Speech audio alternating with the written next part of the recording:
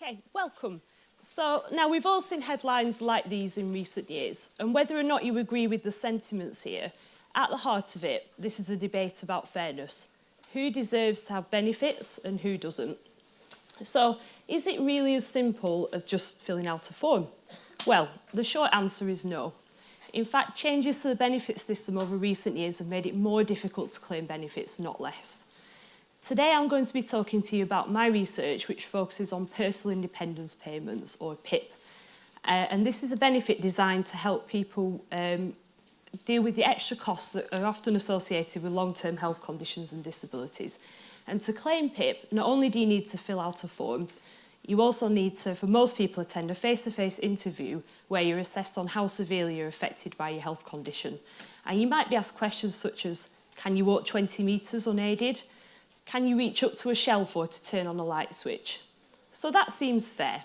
We've got limited money available and we need to make sure the people who need it the most get that money. So what better way to do that than via a standardised assessment?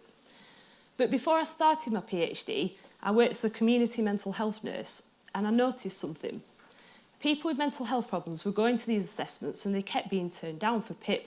And these were people that we knew were severely affected by their health condition. And the more I looked into it, the more I realised that other people had noticed this too, and stories were emerging all the time.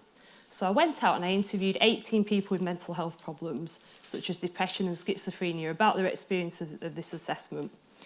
And most of them said the same thing. When I go to the assessment, the questions I'm being asked aren't the right ones, and so I don't get the points I need to be eligible for PIP. And so, with that in mind, and so, you know, what does being able to turn on a light switch have to do with my mental health? Well, that's awful, you might say, but that's not very many people that you interviewed. It might not be the experience of everybody.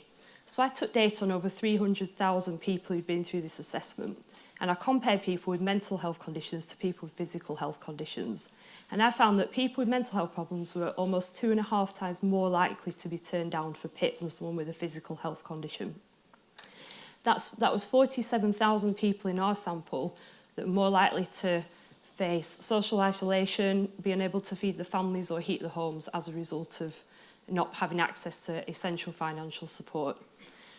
We've done a lot to combat the prejudice against mental illness in recent years on the individual level, but we need to ask ourselves this.